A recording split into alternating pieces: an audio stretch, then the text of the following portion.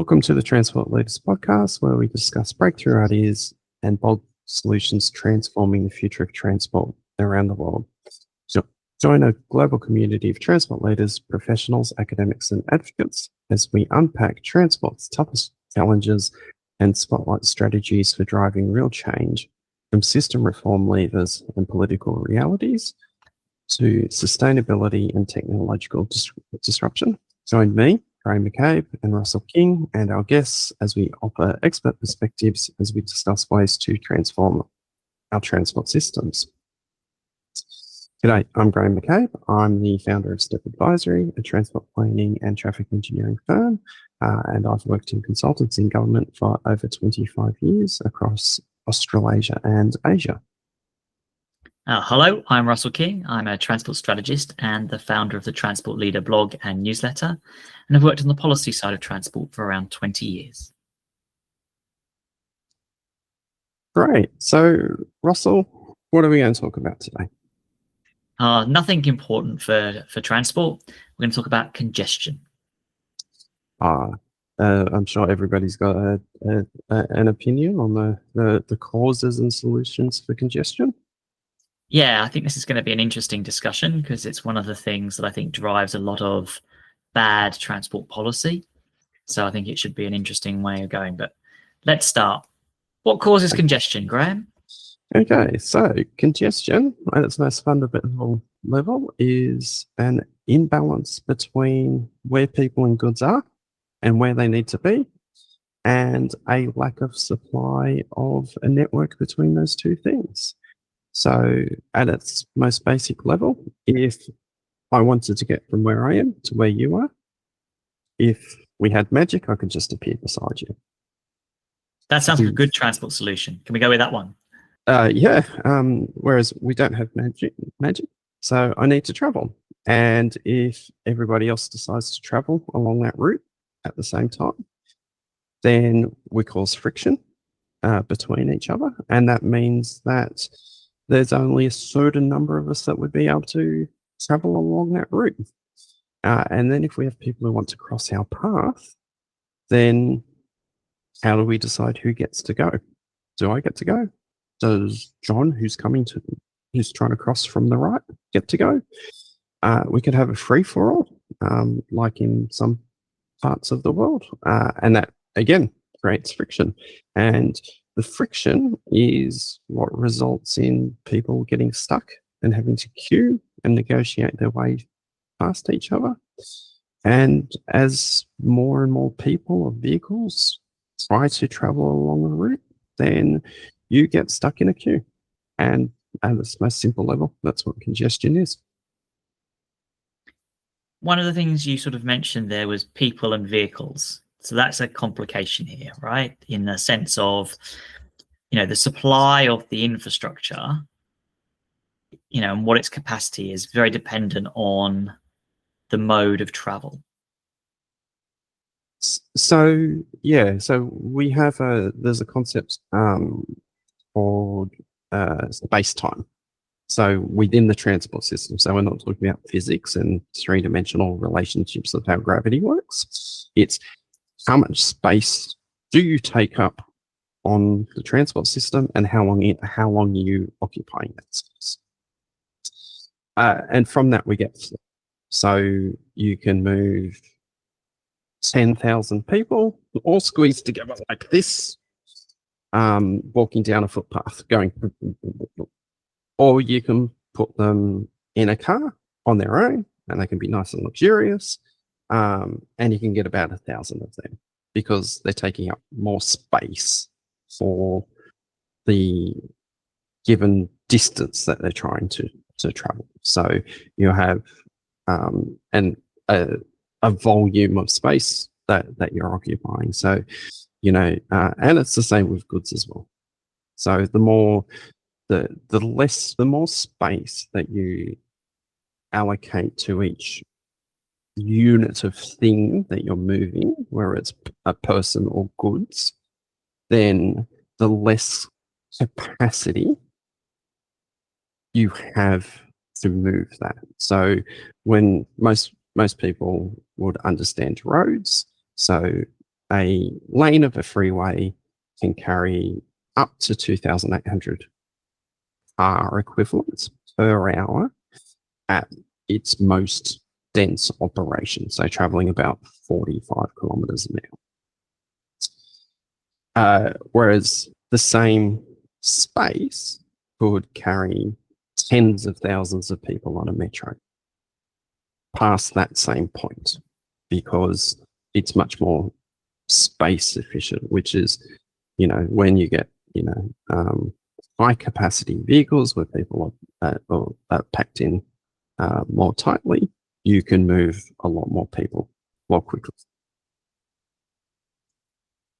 So this is when we often hear politicians, often around election time, we're going to be a congestion busting government.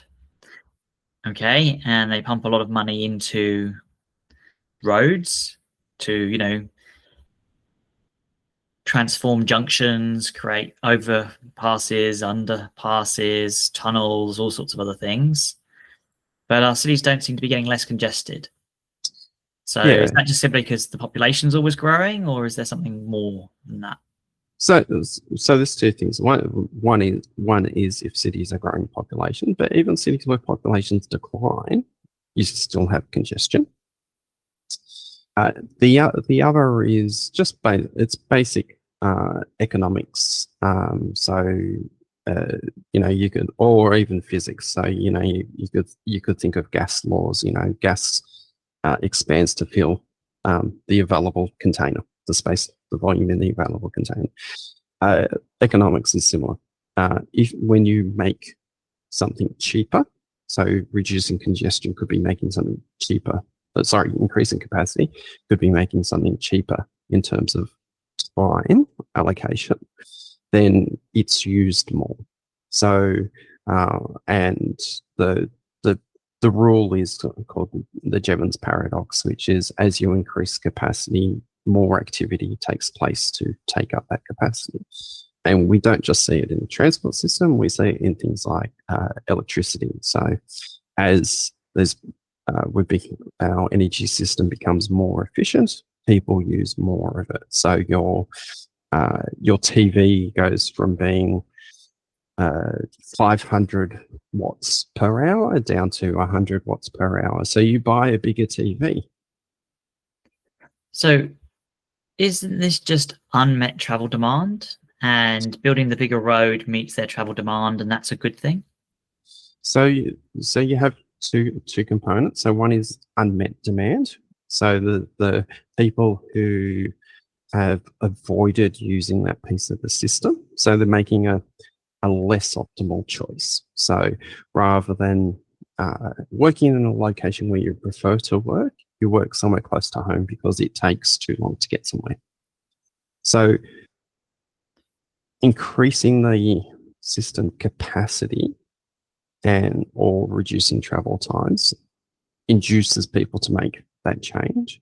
And then there's also new trips. So people going, I'm going to go to the shops 3 times this week instead of 2 because it's now easier to get to shops. So there's no economic utility of making that extra trip because you're moving the same amount of total time, you're purchasing the same amount of total products, but you're actually worsening congestion because you're adding trips into the system which weren't previously forecast. So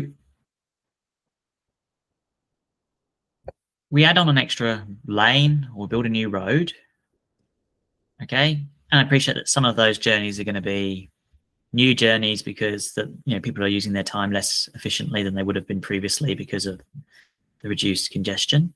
Nice cat, by the way.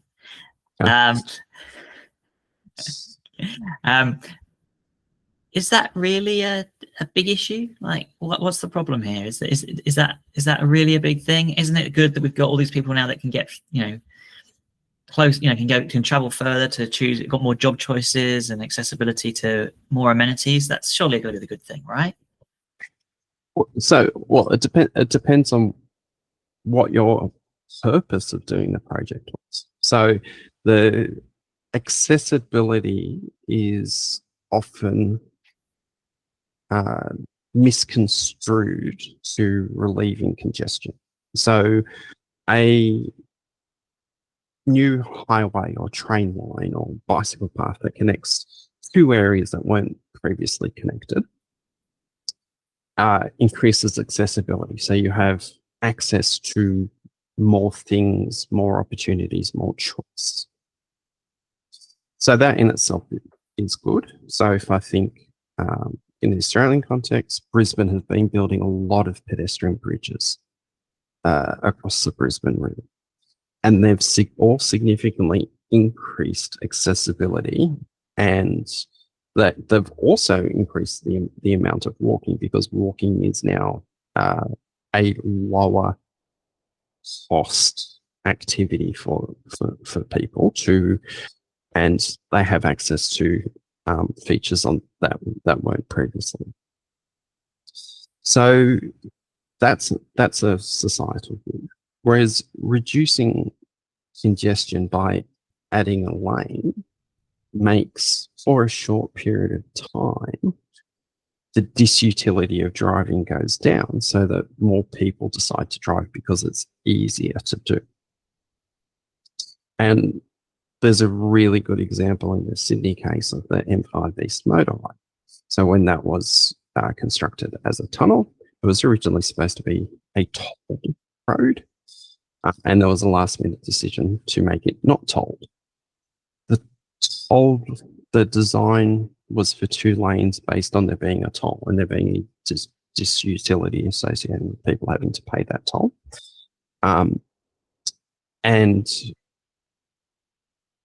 when the decision was made not to have the toll, a lot more people started driving because it was now faster than using the public transport service. So there wasn't an offsetting improvement in the rail system, which was on a directly parallel corridor about 2 kilometres away from it. So there was a lot of mode shift, which was induced by reducing the congestion on the road network. Yes. And that's one of the key things here as well, isn't it? This is the choice of mode that people use, because, as you talked about earlier, public transport in terms of space is much more efficient than cars. So if you've made it easier to drive, then it's more attractive to use your car than it is to use public transport. So you've now made from a space perspective, you've made the system less efficient. Yeah, and it's a little bit facetious, but I've used this example in when doing transport strategies and doing engagement workshops with stakeholders. There's an easy way to bust congestion. That's have an economic crisis. Yeah. Because there's no demand for travel anymore. If people don't have jobs, if they're not buying things, if they're not making things, then transport demand evaporates. And even without lockdowns during COVID, because there was very little economic activity, transport demand evaporated as all the economies went into a stagnation plate. So you can see that it's very much, as there's conflict between the need and the desire to move, and the system's ability to match that. And you can build your way out of congestion. Controversial statement. The way that you build your way out of congestion is by getting rid of all your land use, by ever widening your freeways so that there's no land use for the people to drive to. And in fairness, you have roads and car parks and no land use, you will not have congestion on that freeway. Yes. I think Los Angeles is still experimenting with that approach.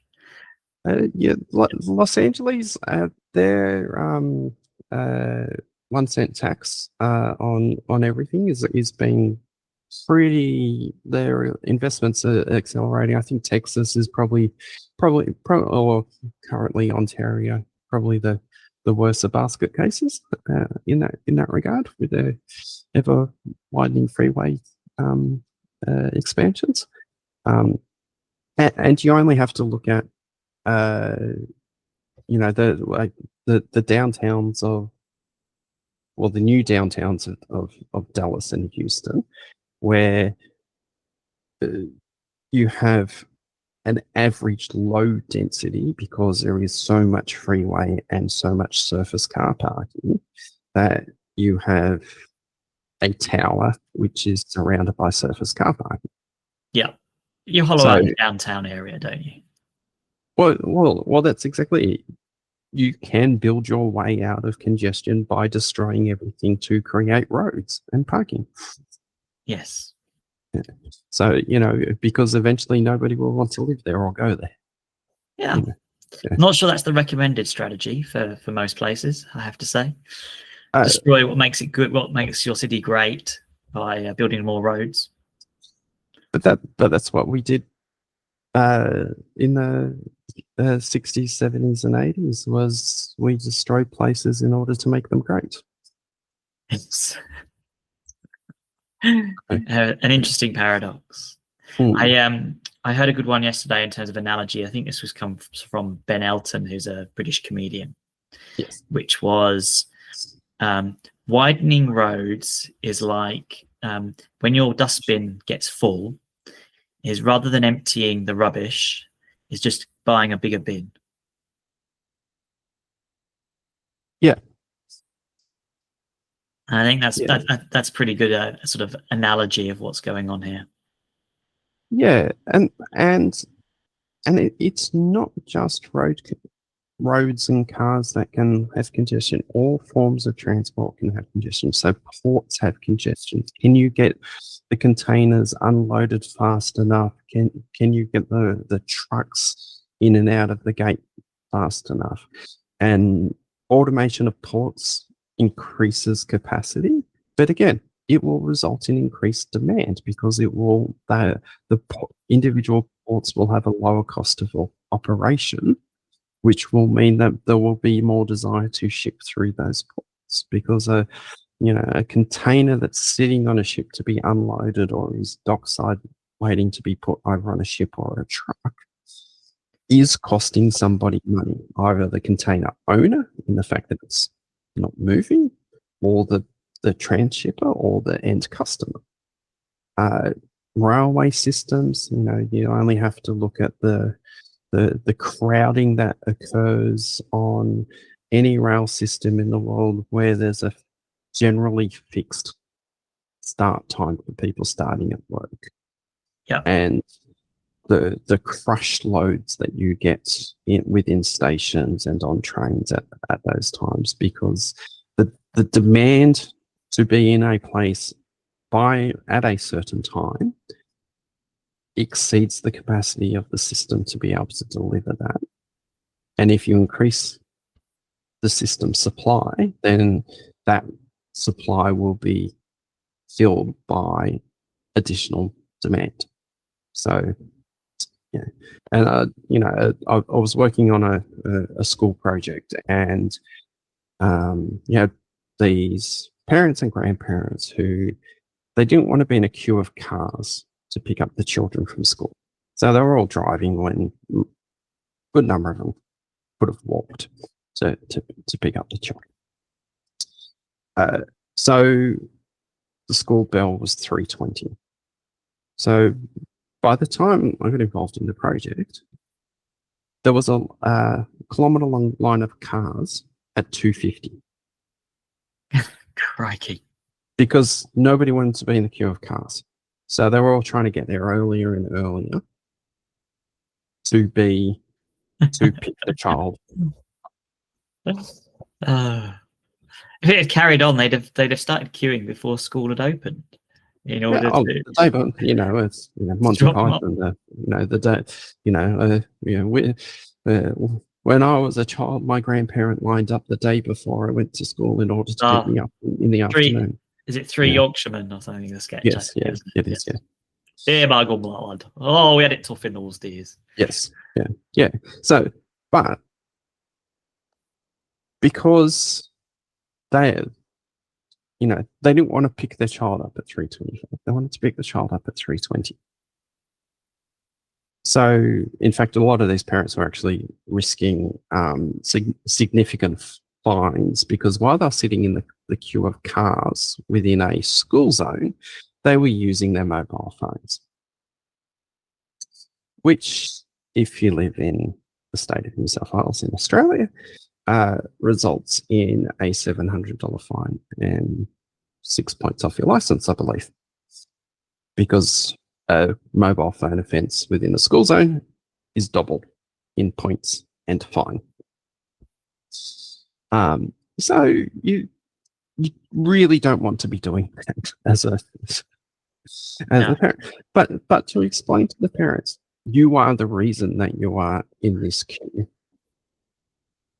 And it's that old paradox of you're not in traffic, you are traffic. Yeah, absolutely. Yeah. So there are traffic engineers who wouldn't agree with you. Right? So what's their argument? So their argument is through a lack of training. Ooh, okay, that's controversial. Yeah. It's like that. Yeah. So I can see how we're going to caption this episode now. Yeah. Traffic engineers make mistakes because through lack of training. But go on. Well, I'm a traffic engineer, so and as someone who used to train people in intersection analysis and traffic modeling. So when you're assessing a intersection, so you take all the volumes of cars, trucks, buses, pedestrians, cyclists, and you go, well, we have 2 lanes in this direction, and it's a set of traffic lights, so we can fit 2,400 cars an hour going in a straight line, roughly. So when a traffic engineer or traffic model is looking at a set of traffic signals, you might have 2 lanes which are going straight through the intersection. So you would have a capacity for each of those lanes, and that's about 1,800 vehicles per hour. If none of the other movements were given any of the green time. So if you have 2,000 vehicles, and you have 2 lanes, then you have 1,000 vehicles per lane trying to use up 1,800 vehicles worth of space. So those 1,000 vehicles need about 56% of the time of the time per hour in order to go through, roughly. So then if you have all these other movements which are trying to do the same thing, so if you have a cross intersection, a 4-way junction, where you also have 1,000 vehicles trying to go across, then they also want 55%. So 55% plus 55% is 110%. Doesn't work. Yeah. So you have queues. So you have unmet demand for that intersection. So the simplest solution is to add a lane. So your 1,000 divided by 18, your 2,000 divided by 3,600 becomes 2,000 divided by 5,400. So now you're down to almost a third of the time. So a third plus a third equals 2/3. And it's like, okay, well, we can do some other things. We can do some right turning or movements. So we can do opposing movements. And the traffic engineer goes, yep, I've solved my intersection. So that's what you learn as a junior engineer. Perfect. The Sounds more great. experience that you get, the more you should realize that, well, what about the intersection that's up the road? That's where traffic's being held, or the one down the road that's causing a queue, or the unmet demand. Or suddenly somebody wants to, we know there's going to be a supermarket in the area. So you have growth, land use change, induced demand, and then you start going, well, what if we could get some of those people onto a bus instead? And then you go, oh, well, that could take out, we have a frequent bus in there, and maybe that's 5% of the vehicles coming out. So, and if you do it on the cross junction, then 5%, and you're back down to 100%, and you haven't actually made any change. So to summarize this, the answer for a lot of traffic engineers initially is, only the reason they're getting it wrong is they're only looking at a narrow part of the system. Yeah. Okay. And so they don't think about A, the broader system, and B, they don't really take into account the fact that this is going to make it more attractive to use that junction or use that road and induce demand. And so you're going to end up back at square one anyway. Is that a fair summary? Yeah, and the upstream and downstream effects. Yeah. So it's basically the bottleneck, isn't it? You kind of move one bottleneck, and you're going to get to the next set of traffic lights is going to be the next bottleneck as well. Yeah, or you release all this traffic, which then goes, has to merge onto a freeway. Yeah. And the freeway doesn't have enough gaps in it for that traffic to merge safely. So that causes a shockwave back along the freeway. Or you release all these people, and then suddenly they're all trying to get into a car park, into the car parks, into the CBD, because and that often happens with motorways that end on city fringes.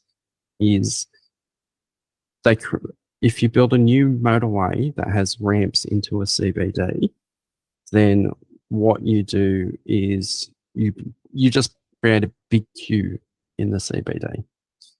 And one of the big mistakes a lot of American cities made is they went, oh, well, we have big queues at these ramps into the CBD, and they're blocking onto the freeways.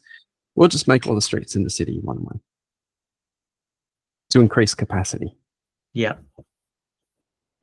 So you have a one-way system that starts with an exit ramp and ends with an entry ramp.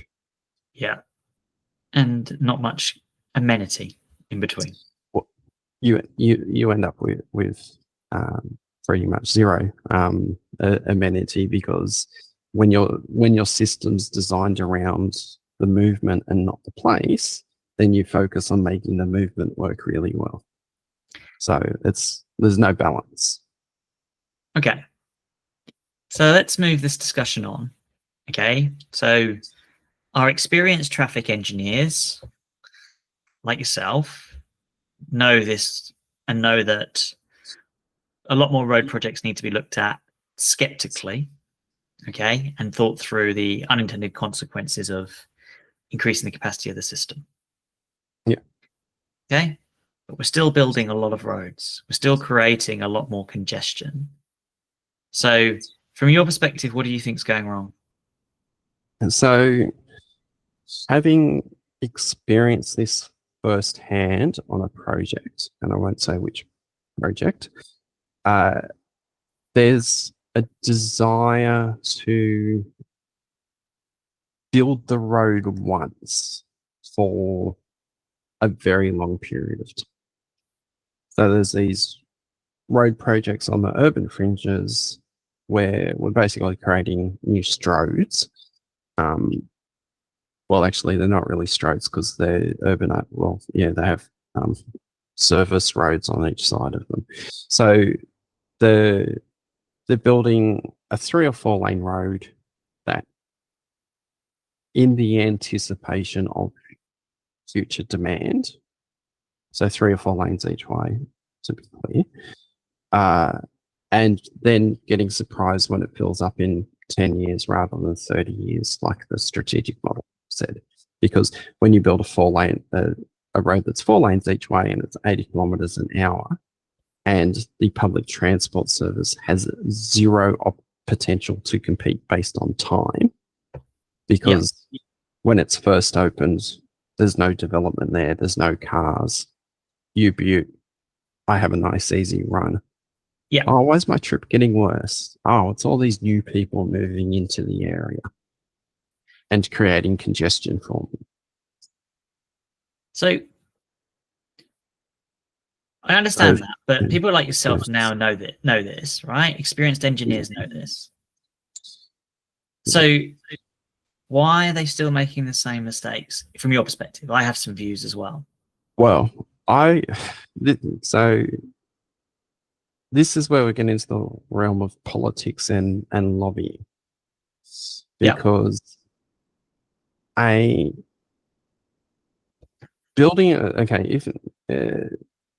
you want to build a busway, so a busway has 7 meters worth of concrete in width, a few bridges, maybe some stops, set of traffic signals here or there.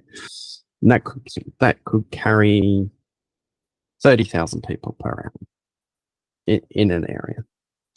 But if you build a road, well, that's got 8 lanes, plus turning lanes, plus signals, plus underpasses, over bridges, all these other U-bit things.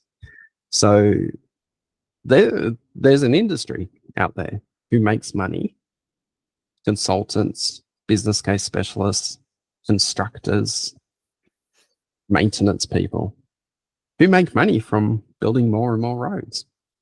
Okay. And do you think they're going to say, oh, actually, no, I'm not really that interested in building roads?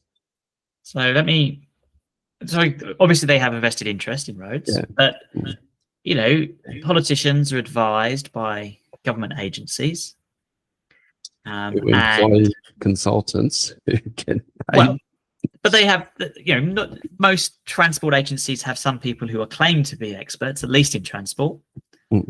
Okay. Why are they not advising that this thing doesn't fly? Well, there are still people who do believe that roads will solve things, unfortunately. So part of our problem here is our agencies are not focused enough on understanding what's going on the road system and still believe there's building more roads. And part of this is, for me, is transport agencies often are led by people who are not transport experts.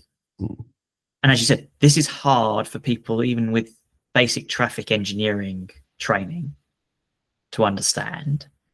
So if you're a generalist and you're coming in from another policy discipline, you're not going to understand this, are you? Not quickly, anyway.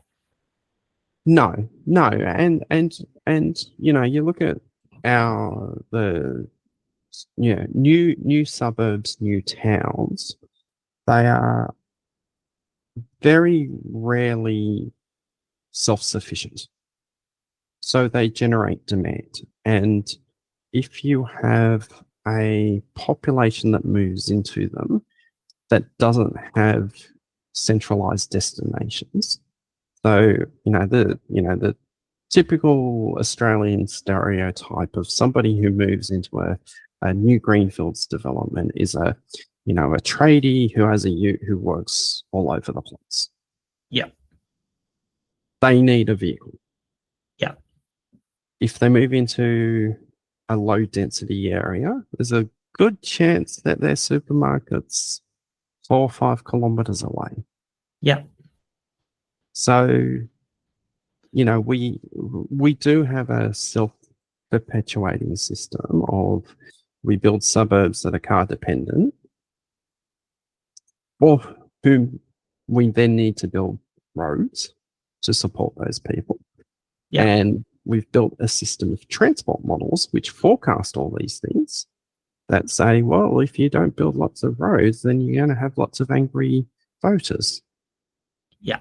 Which I think gets us onto an important point here is yes, you've got all of the people who have got a financial interest in building roads, as you mentioned, but roads are also very popular with the public because intuitively, the public believes that if you have a congested road, the answer is an extra lane, right? That you didn't build the road wide enough. Yes. Okay, now it's, as we've talked about it, it's false, but that's the belief of 95% of the people, if not probably more. Yeah, and when the road is widened, the people who are using the road when it's widened do experience a short-term benefit. Yep. And then they blame others for it becoming bad again. Yep. But they blame government for not having added 2 lanes when they added them. So we have a situation which puts politicians in a difficult spot, right? Because I think politicians get blamed a lot for building roads, and I think it's a little bit unfair in many ways.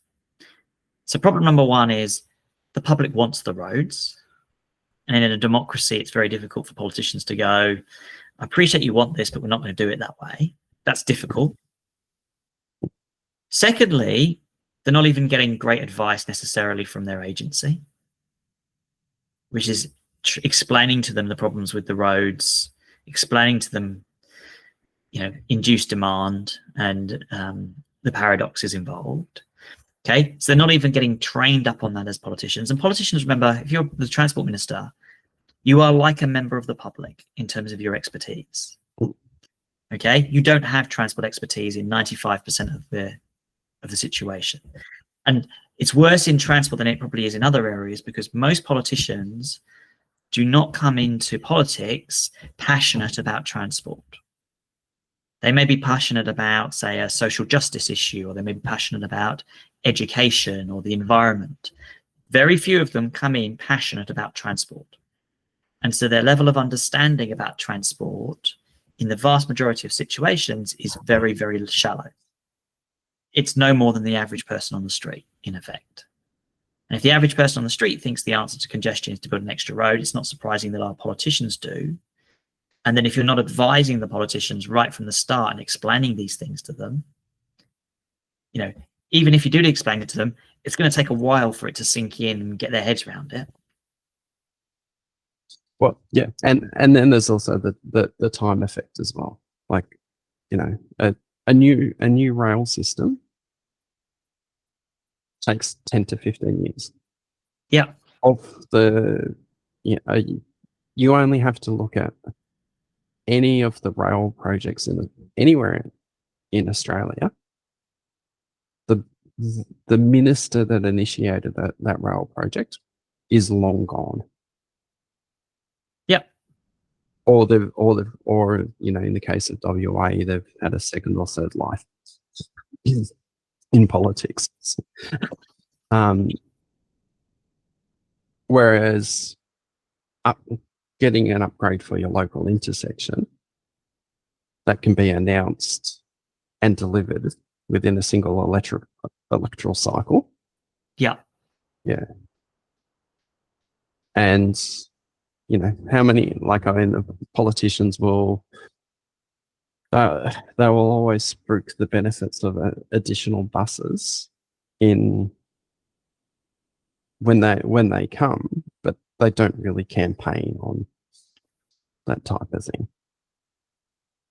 No, I think that is a challenge. Yeah. On this, they're not great at getting out on the front foot with regards to public transport generally. Yeah. So yes, we have a problem, people. And my personal view in terms of how to fix it is you kind of got to get your agencies to understand the challenge and get all their ducks in a row in the first place. Because unless they all agree, unless there's a kind of leadership from the agency that says, okay, we need to tackle this problem, then it's very difficult to do anything. And then they can start, I think there's things they can do. So one of the things I think that government agencies could do, if they understand the induced demand problem, is educate the public in that. Yeah. Well, and even within agencies, there's an education and understanding issue. So you may have people who work within the agency who live in a more dense urban area with good access to public transport, walking and cycling. And you may also have people who live out in those suburbs and have to commute a distance to get to the agency's office. So you have two very different experiences of a transport system. And very different expectations and objectives. So the people who, may live in a outer suburban area and work in a regional office and are in charge of what projects go on in that, prioritizing projects in that regional area, may use their lived experience and focus on improving car access. And it brings me to, the Helsinki example of snow clearing. The roads in the 1980s, the roads in Helsinki, and this is from there's a book, I'll put a link to it, which is about how when you only have one part of society making all the decisions, then you end up with gendered outcomes. The traffic engineers were making sure that the roads were cleared of snow because they were driving on them. And the footpaths. But the footpath, then because it's Helsinki, their wives weren't driving around. Their wives were walking with strollers, but the footpaths weren't getting cleared. So because all the high-paid men were driving around, they were worrying about the roads being cleared of snow, but that was dumping all the snow on the footpaths where their wives and children were. It's why transport needs a lot more women, and it's why all podcasts should have women on them as well. So it's the middle-aged white guy. Talking to another middle-aged white guy. But it's also the similar thing. So things that aren't seen aren't measured. I think that's right. Yeah. So I think the key takeaway here then is we need to get our own ducks in a row with regards to transport people understanding the issue and getting agreement, at least within our own profession, around the way forward and what not to be doing. But again, it is that perspective thing. So, when you're going back to the issue of training, and when I'm teaching somebody the basics in traffic modeling, it's how do you analyze this thing and make sure the model is working properly. That, you're not garbage in, garbage out. It's not, okay, here's all the things that you have to think about. When I was trained, looking for unmet demand wasn't part of my training. So, looking for if you fix this bottleneck, what happens? That was something that I had to learn later. So by the time I was training people, it was part of their training. We had learned. But so traffic engineers and transport modelers use programs called micro simulation programs, which is where individual vehicles or people are modeled as separate entities rather than it just being a whole heap of generalized formula for the entire system. But a lot of the models have an output in a congested environment, which is called unmet demand. So you'll build a model from 7 a.m. to 9 a.m. and the traffic that doesn't get loaded into the model at 9 a.m. because it can't get in, it can't be loaded, is called unmet demand. Yeah. So there's no going, well, that doesn't happen in the real world. So we need to shift those trips, and then we need to reanalyze everything. Then we need to see if there's still unmet demand. Yeah. So, Yeah. and transport modeling is more than one episode in its own. But at a fundamental level, everything is seen as a snapshot in time. What is passing me now? How do I make what's passing me now better? Yeah. And that's the most basic level. And that's, undergraduate level thinking in the transport space. And a lot of people who do modeling and analysis are much more advanced than that. But the people they're doing the work for aren't. So it's like, in this case, you want the number to go down. So number going down is good. Yeah. And that's all they want to know. Yeah. Yeah. Fair enough. All right. Let's wrap it up there. Yeah. Okay. All right. Do you want to do the outro? Oh, where Or is do you want me to? I'm happy to do it. Where's the out? Well, have you got the link to the outro? No, I've just been winging it each week. I hope that superficial dive into congestion has been interesting. I'm sure you'll all have comments about why we're wrong, where we could have done it better. Please leave them below. Once again, thanks for listening. Please like, subscribe on all the platforms. And if you're so kind, you can, buy us a coffee on here or Patreon. And we'll see you in the next episode. Thanks a lot, Graham. That was a really interesting session on congestion and what causes it. Still think we've got some work to do on how to solve it. Yeah.